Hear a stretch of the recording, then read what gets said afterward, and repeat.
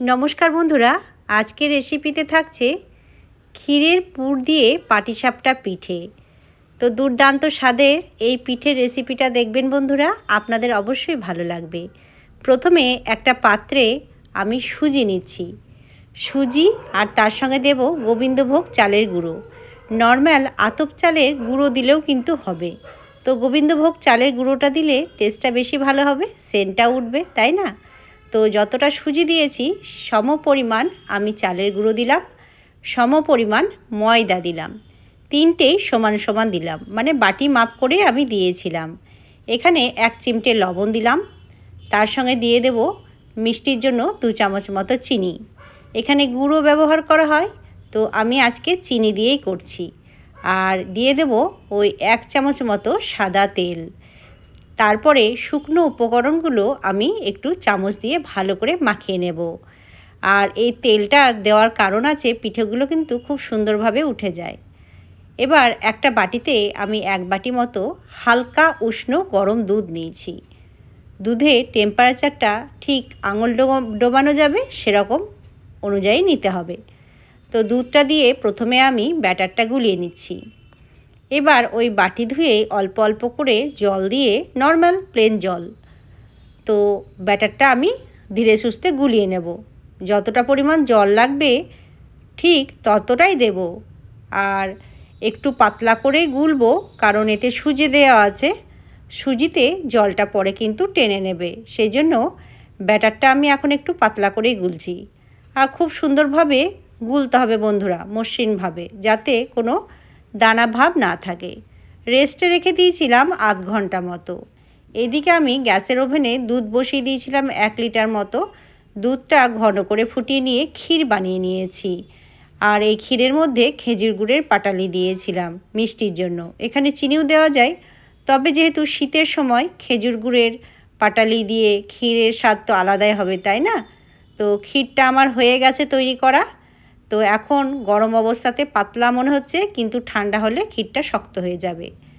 এদিকে আধ ঘন্টা পরে আমি ব্যাটারটা একটু দেখে নিচ্ছি।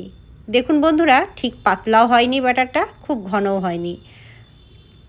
এবার আমি গ্যাসেতে ওভেনে আমি তাওয়া বসিয়ে দিয়েছিলাম, ফ্রাইং প্যান। এখানে আমি ঘি ব্রাশ করে দিচ্ছি। সাদা তেল দিয়েও করলে হয়, তবে ঘিয়ের টেস্টটা অন্যরকম হবে, তাই না? খুব ভালো টেস্ট হবে, তাই ঘি দিয়েই করছি। 1 হাতা করে ব্যাটার দিয়ে আমি ঘুরিয়ে দিলাম, গোল রুটির মতো করে দিলাম। তারপরে যখন ওপরটা শুকনো শুকনো হয়ে যাবে, ওই ক্ষীরের পুরটা ভেতরে আমি দিয়ে দিচ্ছি। তো ক্ষীরের পুর ভরা পাটিসাপটা হচ্ছে আজকে বন্ধুরা। তো দুর্দান্ত স্বাদের হয়, একবার আপনারা বাড়িতে ট্রাই করে দেখবেন। তো দেখুন, এবার আমি উল্টে দেব। তো খুন্তিতে লেগে যাচ্ছে, উঠছে না, সরে যাচ্ছে, তাই আমি এবার একটু হাত ব্যবহার করব। তো হাত দিয়ে একটু সরিয়ে দিলাম আর কি। এবার আমি ভাঁজ করে দিলাম। তো দেখুন বন্ধুরা, কত সুন্দর পাটিসাপটা পিঠে কিন্তু তৈরি হয়ে গেছে। ওপর থেকে আমি একটু করে ঘি ব্রাশ করে দিচ্ছি এপিঠ ওপিঠ। তারপরে একটু হালকা করে সেঁকে নেব। আর এই ঘিয়ের ফ্লেভারটা থাকলে খেতে কিন্তু দুর্দান্ত স্বাদের হয় বন্ধুরা। তো দেখুন, একটু হালকাভাবে সেঁকে নিয়ে আমি এবার কিন্তু তুলে নেব। আর বেশ মুচমুচে হয় পিঠেটা খেতে।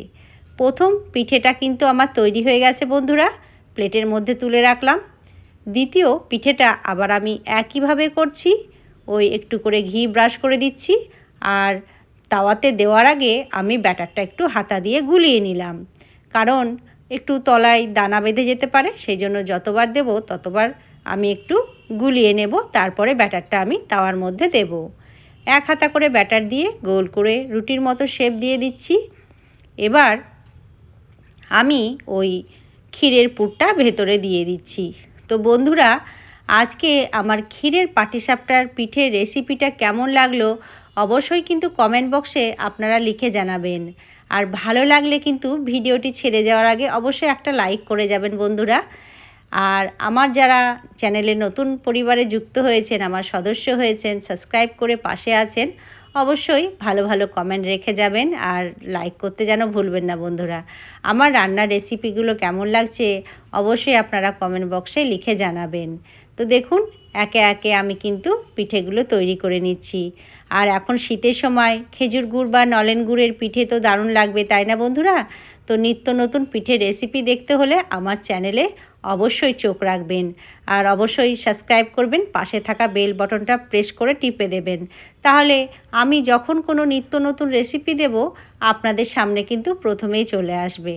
তো দেখুন বন্ধুরা, একে একে পিঠেগুলো আমি তৈরি করে নিচ্ছি। আর কত সুন্দরভাবে পিঠেগুলো উঠে যাচ্ছে আপনারা দেখলেই কিন্তু বুঝতে পারছেন।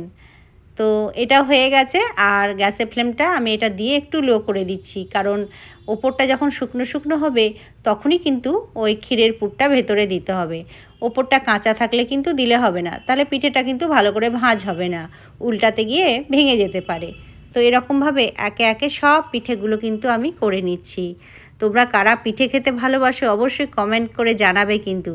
আর পিঠে খেতে ভালোবাসে না এখন খুব কম মানুষই পাওয়া যায়, তাই না বন্ধুরা? তো আমরা তো পিঠে খেতে খুবই ভালোবাসি। যতদিন শীত থাকবে ততদিন কিন্তু এইসব পিঠের রেসিপি আমার চ্যানেলে মাঝে মধ্যেই আসবে বন্ধুরা। তো অবশ্যই ভালো ভালো রেসিপি, পিঠের রেসিপি দেখতে গেলে আমার চ্যানেলে অবশ্যই চোখ রাখবেন। আর অবশ্যই চ্যানেলটি সাবস্ক্রাইব করে পাশে থাকবেন। আর ভিডিও ছেড়ে যাওয়ার আগে অবশ্যই একটা লাইক করবেন। তো দেখুন বন্ধুরা, আমার একে একে পিঠেগুলো কিন্তু তৈরি হয়ে গেছে। তো সব পিঠে আমি তৈরি করে নিয়েছি। এই দেখুন, আজকে ক্ষীর ভরা পাটিসাপটা রেসিপি কেমন লাগলো বন্ধুরা অবশ্যই জানাবেন। সকলে ভালো থাকবেন, সুস্থ থাকবেন, সাবধানে থাকবেন। আবার চলে আসবো অন্য কোনো দিন অন্য কোনো পিঠের রেসিপি বা অন্য কোনো রেসিপি নিয়ে। কেমন লাগলো সেটা জানাতে কিন্তু ভুলবেন না বন্ধুরা। চলুন আজকের মতো ভিডিওটা এখানেই শেষ করছি। সকলে ভালো থাকুন, সাবধানে থাকুন।